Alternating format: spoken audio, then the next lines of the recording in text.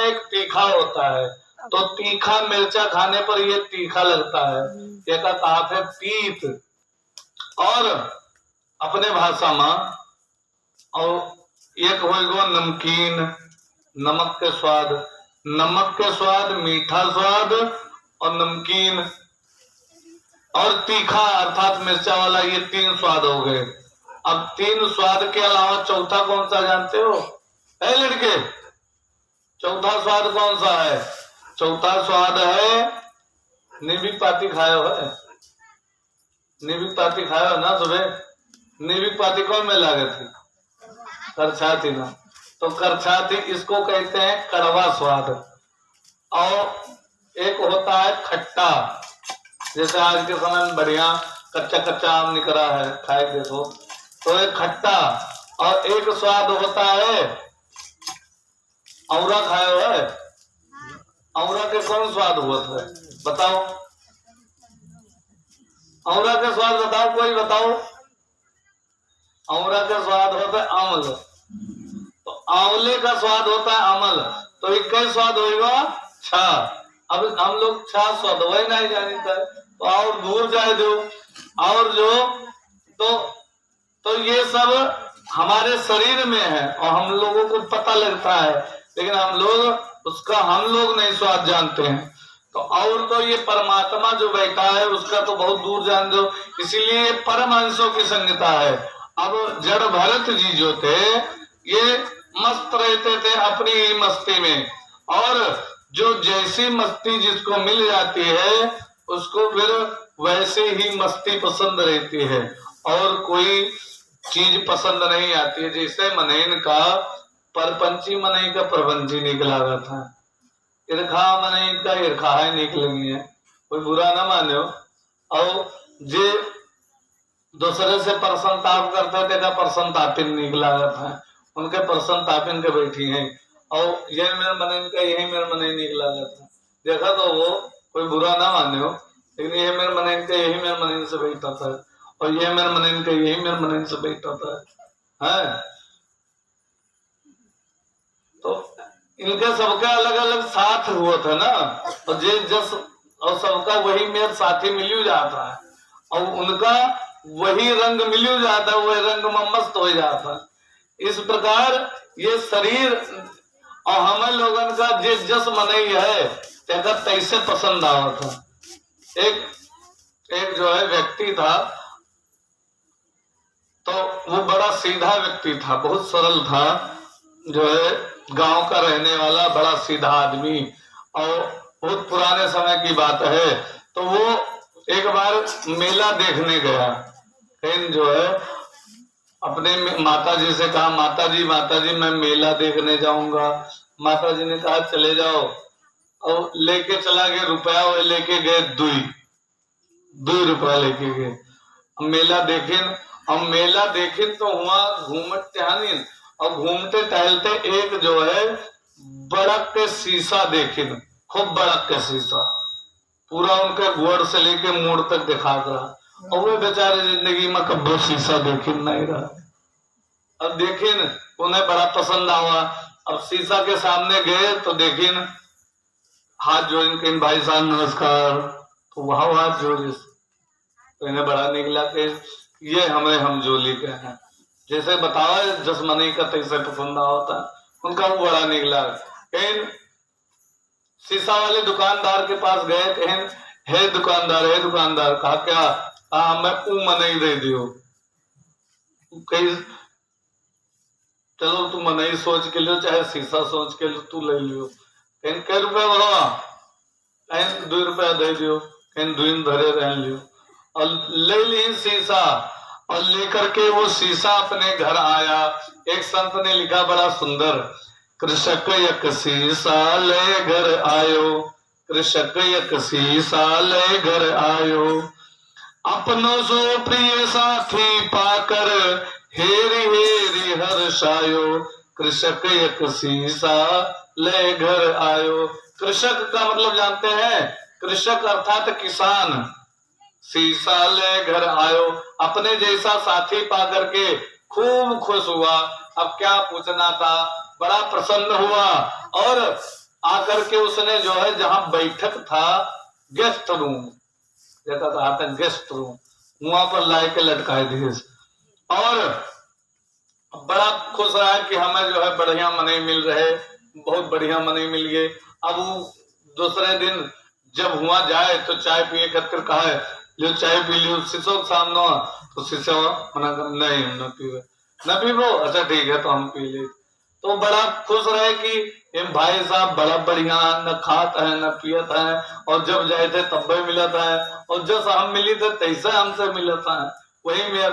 अच्छा शीशा का थपरा दिखाओ तो वहां तो थपरे दिखाई, तो वह जस करे तैसे वहां करे, उनका बड़ी प्रसन्नता रहा है।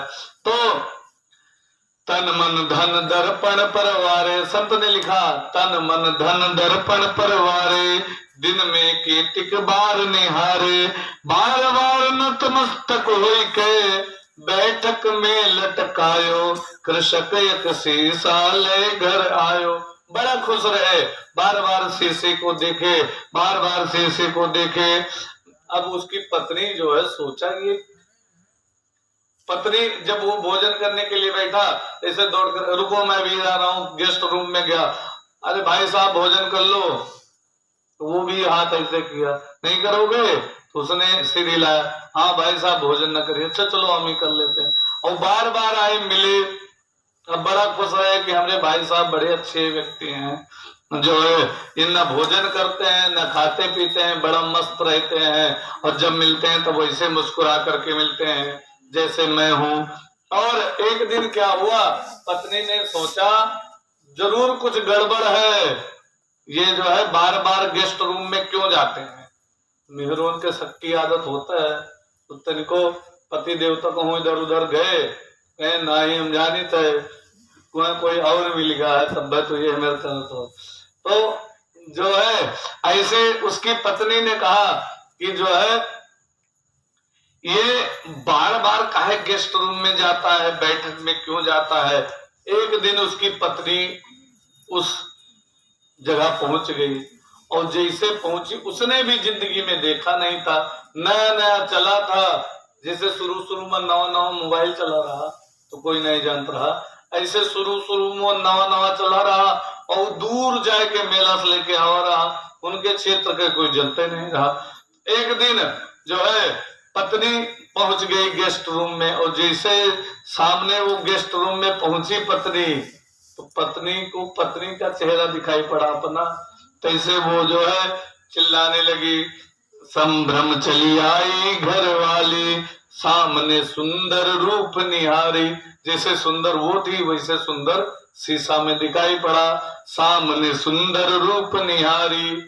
अब वो चिल्लाए लग, आई गई इस सवत हमारी, आई गई इस सवत हमारी, क्रोध हृदय में छायो, कृषक एक शीशा ले घर आयो, कृषक एक शीशा ले घर आयो। क्रोध में भर करके बोलने लगे, अरे ये हमारी सौत लेकर के आए हैं, ये है वो है, चिल्लाने लगी, रोने लगी। तब तक बूढ़ी माता जो उसकी सास थी, सास ने सोचा क्या हो गए, बहू रहनी कहे हल्ला मचाए हुए है। पहुंची सास, तो सास ने देखा आई तो भाग पड़, और बोलने लगी वो कि भाग पड़ी अब मैं न रहूंगी, विष खाए या डूब मरूंगी। सास धाई सास बहू रानी ने कैसो रुदन मचायो, कृषक एक शीशा ले घर आयो। हल्ला मचाए लग, हाय दादा अब हम न रह, चाहे बूढ़ी जा चाहे जहर खाए ले, फांसी लगाए ले, हम घरे न रह, ये हमारे सवत ले आए या आयो आए, बोले शुरू किए। तब तक जो है वो जो उसकी सास थी पहुंची कि अचानक काहे हल्ला मचावे लग, हमार पतोहिया जय देखी तो गई, जैसे सामने पहुंची, कहा अरे माँ अम्मा देखो ये का लेके क्या का लेके आए, का क्या का लेके आए, तो कहीं देखो जाए के। तो जब बूढ़ी माता सामने पहुंची और शीर्षक का जो जे सामने जाए ठीक मुंह दिखाई दे। अब बूढ़ी माता जब वो उसकी सास सामने पहुंची, तो सास सामने पहुंची तो सास ने कहा क्या हुआ, कहा देखो सवत लेकर के आए, कहा सवत ना हुए बच्चा, ये तो कोई दूसरे हुए। कहा आई गई आई साथ चली आई सांस चली तत्क्षण में, वृद्धा दीख पड़ी दर्पण में। जब वो पहुंची तो उसको एक बूढ़ी औरत दिखाई पड़ी दर्पण में। तो कहा, अरे बहू रानी, अरे कोई बूढ़ी माता रही होगी, इधर उधर लाचार रही होगी, उसको देखा मेरे पुत्र ने लेकर के चलाया सेवा के लिए। ऐसे जो है बूढ़ी औरत को थोड़ो ना वो पसंद करके सौत बना करके लेकर के आया। आई गई सांस तत्क्षण में, वृद्धा दीख पड़ी दर्पण में। अरे बावरी बुढ़िया पर, अरे बावरी या बुढ़िया पर, मेरो लाल लुभायो, कृषक कसी साल घर आयो। अरे बूढ़ी औरत पर मेरा बालक लुभा जाएगा। अब देखें सास पतुआ का झगड़ा हो, कहीं ना ही बूढ़ी ना ही जवान ही, वो कहे ना ही बूढ़ी है, कहीं जाए देखो। तब फिर वे गई, कहीं ना ही जवान ही। अब दोनों को झगड़ा करते हुए देखा ससुर ने, तो ससुर पहुंचा वहां पर और ससुर ने कहा, अरे तो ससुर जब सामने पहुंचा, तो ससुर जब पहुंचा तो कहा, हाँ तो हम देखे के हुए। तो सामने वो पहुंचा तो वो का दिखाई पड़ा पूरा आपन रूप। कहने, अरे तू लोग पगलाए तो नहीं गई हो, ये दाढ़ी मोच वाले बुढ़वा का तू लोग मिहारू बताओ थी है, तो बताओ थी। तो बोला, अरे मूर्खाओ धरी कर मानो देह लजाओ, अरे मरी न गई तुम पुरुष नारी में, भेद न समझ पायो, कृषक साले घर आयो। अरे तुम मरी नहीं गई, मनुष्य और नारी और पुरुष में तू अंतर नहीं जान पावती हो। वहाँ पगड़ी बांधे है, मोच है, वह सब कुछ है, और तू सोचती हो कि ये जो है स्त्री हुआ के। अब बुढ़िया कहा है कि नहीं, वह बुढ़िया है, और उनके पत्नी का है नहीं, वो पत्नी वो जवान औरत है, और बुढ़ो का है नहीं, एक बुढ़वा हुए। तब तक वो आया, कहा, हटाओ, हमारे भाई साहब से क्यों लगे हुए सब लोग, हमारे भाई साहब हैं, भाई साहब और ठीक हो। और कहा नहीं पति देव है। तब तक पत्नी कहीं नहीं, तू कोई सौती का लेके आओ। बूढ़ी माता बोली कि किस बूढ़ी को लेकर के आयो। अब लगे छोड़ा झपटी, उसी में शीशा गिरा, टूट गया। अब भाई साहब का साथ छूट गया। तो कहने का मतलब है, जो जैसा है उसको वैसा पसंद आता है व्यक्ति। जो अगर अच्छा है, जो अगर भगवान का भक्त है तो उसको भगवान के भक्त पसंद आते हैं, और अगर परपंची है तो परपंची पसंद आएगा। जो जैसा है उसको वैसा पसंद आएगा। तो कहा बोलिए वृंदावन बिहारी लाल की। तो ये भरत जी जो थे, ये जड़ भरत जी अपने आत्मा में ही रमण करते, इनको दुनिया में किसी से मतलब नहीं, जो मन हो जो करता रहे, ये अपनी मस्ती में रहते। एक दिन क्या हुआ, इनके भाइयों ने कहा, ते पौधा में पानी डाल दो। अब ये मस्ती में रहते, इनको शरीर की याद रहती नहीं थी, शरीर की याद रहती नहीं थी। ये जो है भर करके पानी और अतरा डाल दी, नतरा डाल दी कि अंगना भर पानी भर गया। अब भाई इनके सौतेला भाई, उन लोगों का विवाह हो चुका था, इसका विवाह हुआ नहीं। पिताजी मर गए थे, माताजी का भी देहांत हो गया, बहन चली गई थी अपने घर, उसका भी विवाह हो गया था। अब इनको कहा एक दिन कि तुम पानी भर करके डाल दो पौधे में। अब ये पौधे में पानी डालने लगे तो अपना पानी डाल दिन होश नहीं रहा था शरीर का। पानी डाल दिया इतना कि पूरे आंगन भर में पानी भर गया। उसके भाई ने कहा, रे तू लायक नहीं हो, यहाँ नहीं कि ठीक से पानी डाल दो पौधों में पानी डालने के भाई लायक नहीं हो, तुमने आंगन में पानी भर दिया। ऐसे किसने करने को कहा था। लेकिन वो चाहे अच्छा बोले कोई, चाहे बुरा बोले, चाहे जो बोले, अपनी मस्ती में रहते थे। उनको कोई परवाह नहीं, कोई फर्क नहीं पड़ने वाला था। वो हमेशा अपनी मस्ती में रहते थे। तब तक भाइयों ने कहा एक काम करो। कहा क्या?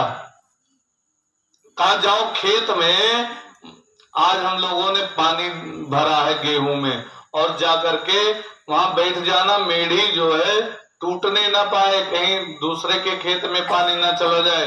अब बैठे बैठे ये मस्ती में वहीं बैठे बैठे लग गई समाधि।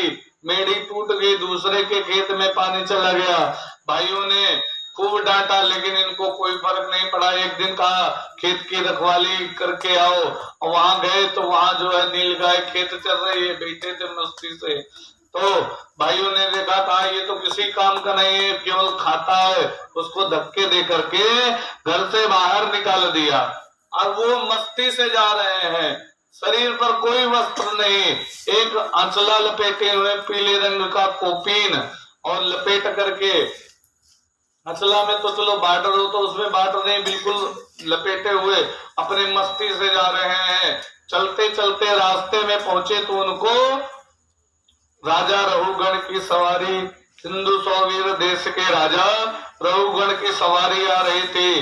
रास्ते में जैसे जो है सवारी को आते देखा तो ये जो है मस्ती से जा रहे थे। तब तक एक ने कहा हट जाओ, किनारे हो जाओ, राजा की सवारी आ रही है। धक्का दे दिया, गिर पड़े लेकिन उठे, फिर मस्ती से चलने लगे। आज के समय में जो कोई धक्का दे दे गिर पड़ो, अरे तो देखा पहले कूट लिए वो, तब आगे मन नहीं बढ़ा था कि तो हमें काय धक्का दियो। लेकिन जो भगवान में मस्त रहता है उसको होश नहीं रहता। मस्ती से जा रहे हैं और चलते चलते चलते चलते थोड़ी और आगे पहुंचे। तब तक जब पालकी नजदीक आने का समय हुआ तब तक एक कहान ने कहा, महाराज हमारी जो है तबीयत सही नहीं, स्वास्थ्य खराब है, मेरी जगह किसी और को लगा लो। कहा मेरी सारी प्रजा है, रहुगण ने कहा किसी को पकड़ करके लगा दो। सायम्याना देखे हो, कोई डोली देखे हो है, डोली के तरह ही उसको जो है दो लोग आगे कंधे से उठाते हैं, दो लोग पीछे उठाते हैं, और पहले राजा उसी में बैठ करके चलते थे। अब तो बाद में तो रथ का समय आया है, पहले अरे रामायण देखे हो है, रामायण तो देखबे क्यों हुई। तो वहां जी भरत जी से जब माताएं मिलने जाती थी तो वही डोली में बैठ करके जाती थी, उसी को कहते हैं डोली सायम्याना। तो जो है उसी को कहते हैं पालकी। तो पालकी में बैठा हुआ था राजा रहुगण। तो कहार ने कहा कि हमारे जो हिम्मत नहीं है, तो कहा किसी को पकड़ के लगा दो। और कोई मिला नहीं उनको मिले कौन, भरत जी को, जड़ भरत जी को पकड़ करके लगा दिया। अच्छा, इनकी आदत एक और थी, जो है इनकी आदत एक ये थी कि ये चलते चलते रास्ते में देखते हुए जाते थे कहीं कोई चूंटा चूंटी गिरवा कोई पैर के नीचे पड़ ना जाए और पड़ करके दब करके मर ना जाए, वो ये देख करके जमीन पर चलते थे। कहने का मतलब है ऐसे ही हम लोगों को भी ये ध्यान रख करके चलना चाहिए। लेकिन जब याद रहेगा तब ना, लेकिन हम भूल जाते हैं। तो इसीलिए वो मस्ती से जा रहे हैं, तब नीचे देख करके चलते थे। नीचे देखा तो उनको दिखाई पड़ा एक चींटा, और जैसे चींटा दिखाई पड़ा तैसे वो उछल गए, और जैसे उछले तैसे पालकी में बैठा था राजा का सिर लगा धड़ाम से उसमें जो डंडे में। ए मत कही वह देखो जेका बतवा रहा था, चुप वहां हुआ अंधेरे में बैठी है कि पंडित देखी ना पावे, चाहे जो बत कही करो। तो उसका सिर ऐसे लगा धड़ाम से कि उसका जो है सिर में चोट लग गई। कहा है कौन है राजा ये जो ऐसे चल रहा है, उछल जा रहा है? कहा महाराज ये नया वाला आदमी जो लगाया है यही उछल रहा है। कहा जानते नहीं मैं, हम तुम्हें दंड देंगे। अब राजा रहुगण ने जब ऐसा बोला तो भरत जी को कोई असर नहीं, चलते जाए। फिर रास्ते में कहीं चींटी दिखाई पड़ी, फिर उछले, और जब फिर उछले तो इस बार ऐसा लड़ा धड़ाक से कि मुकुट गिर गया। तब कहे तुम जानते नहीं हम तुम्हें इतना दंड देंगे, इतना दंड देंगे, तुमने कहीं देखा नहीं होगा। तो कहा अब फिर जो है, लेकिन उनको कोई फर्क नहीं पड़ा, फिर ऐसे चलने लगे। फिर एक कीड़ा कहीं दिखा, फिर उछले, और इस बार मुकुट तो गिर गया और सिर लगा लकड़ी में धड़ाम से। थोड़े गुलमा निकल आओ मोरे, और जब गुलमा निकल आओ तो कहीं जो है तुम जानते नहीं हो मैं तुम्हें दंड देने में यमराज से भी ज्यादा हूँ, मैं तुम्हें दंड दूंगा, रुको पालकी रुको रुको। तो जब रोका तैसे जड़ भरत जी बोले पालकी कंधे पर रखी, नीचे उतारी नहीं, सब कहा लोग सोच रहे हैं ये भी उतारे तो उतारे। अब वो रखे रखे बोले, कहा हे राजन, जिसको तुम दंड दोगे वो मैं हूं नहीं, और मुझको तुम दंड दे नहीं सकते हो। कहने का मतलब तुम दंड दोगे, शरीर को दोगे, शरीर मैं हूं नहीं, मैं हूं शुद्ध बुद्ध सच्चिदानंद स्वरूप आत्मा। और जिसको तुम दंड, और मुझको तुम दंड दे नहीं सकते, आत्मा को कभी भी कोई मार नहीं सकता है। गीता में वर्णन है, नैनम छिन्नन्ति सहस्त्राणि नैनम दहति पावका ना चैवं क्लेदवन्त्यापो ना सोचेति मारुता। भगवान कहते हैं ना आत्मा को काटा जा सकता है, ना जलाया जा सकता है, ना पानी में गलाया जा सकता है, ना इसको मारा जा सकता है, ये अमर है। तो कहा मैं आत्म स्वरूप हूँ, मैं अमर हूँ, मुझे तुम मार नहीं सकते हो। कहा अब ये भी राजा रहुगण कपिल भगवान का सत्संग करता था, तो उसको ये पता, अरे ये तो कोई महापुरुष लग रहे हैं। फटाफट पालकी नीचे रखो, पालकी नीचे रखो, इनको कंधे से इनके हटाओ, पालकी पालकी नीचे रखो। ये बाहर निकले, हाथ जोड़ करके बोले, महाराज कौन हो आप प्रभु? तो कहा जो तुम हो वही मैं हूँ, जो मैं हूँ वही तुम हो, हमारे और तुम्हारे में कोई अंतर नहीं है। तो जो मैं हूँ वो तुम हो, जो तुम हो वो मैं हूँ, ऐसा कहा। तो ऐसा कहने का मतलब आत्मा सबके अंदर एक समान है। वो चाहे चींटी हो, चाहे हाथी हो, चाहे देवता हो, कोई भी, सबके अंदर आत्मा एक ही है। वो यही है कि जो देवताओं में वो ज्यादा स्पष्ट दिखती है और निम्न लोगों में कम दिखता है, लेकिन है वही। तो कहा जो तुम हो वही मैं हूँ, मेरे और तुम्हारे में कोई भेद नहीं है। कहा महाराज नीचे सीढ़ी से बात करो, ये बताओ आपने जनेऊ पहन रखा है, तो आप जो है इससे ये लगता है मोटा जनेऊ पहना हुआ है, इससे ये लगता है आप ब्राह्मण हो। तो कहा जो ब्राह्मण हो उससे पूछो, मैं न ब्राह्मण हूँ न क्षत्रिय हूँ, क्योंकि आत्मा कोई न क्षत्रिय है न ब्राह्मण है। तो कहा महाराज ये बताओ, आप नीचे वाली सीढ़ी से बात करो, अच्छा हमारे जो है प्रश्न का निराकरण कीजिए। तो कहा ये बताओ, जब कोई एक थपरा मारे और जो अगर मार पड़ती है शरीर पर, तो मार से शरीर को चोट लगती है और चोट से फिर मन दुखी होता है, तो मन से फिर आत्मा भी दुखी होनी चाहिए ना। कहा जैसे आग जलाए दियो और आग जलाए के बाद वो के ऊपर बटुली दे दियो और बटुली में पानी दे दियो अदहन और वहां चाउर डाल दियो, तो चाउर चूर के कंप्लीट हो जाए। तो कहा आग से संपर्क हुआ, आग का संपर्क हुआ बटुली से, और बटुली का संपर्क हुआ पानी से, और पानी गर्म हो गया, और पानी जब गर्म हो गया तो उसमें चावल डाला गया, वो तुरंत उसी में जो है कंप्लीट हो गया, भात बन गया। तो कहा इसी प्रकार होता होगा, पहले जब शरीर को चोट लगी तो ऐसे ही मन को चोट लगती होगी, मन को कष्ट होता है तो आत्मा को भी कष्ट होता होगा। कहा नहीं, चलो चूल्हा बार दो, बटली चढ़ा दो, पानी डाल दो, वहां पानी गर्म हो जाए, लेकिन चावल की जगह अगर ये तसला गिट्टी वहां डाल दो तो वो चुरी, गिट्टी मोरंग वाली गिट्टी इन वक्र डाल दो तो वो चुरी, इन वो न चुरी। तो कहा ऐसे ही आत्मा है, आत्मा इन सबसे अलग है। जैसे बल्ब जल रहा है, बल्ब के प्रकाश में, चाहे बल्ब का तो प्रकाश देश मतलब, चाहे वो के सामने कोई वो के प्रकाश में भागवत की कथा हो, चाहे ऑर्केस्ट्रा हो, चाहे नौटंकी हो, बल्ब का मतलब है मन, उससे कोनो फर्क नहीं।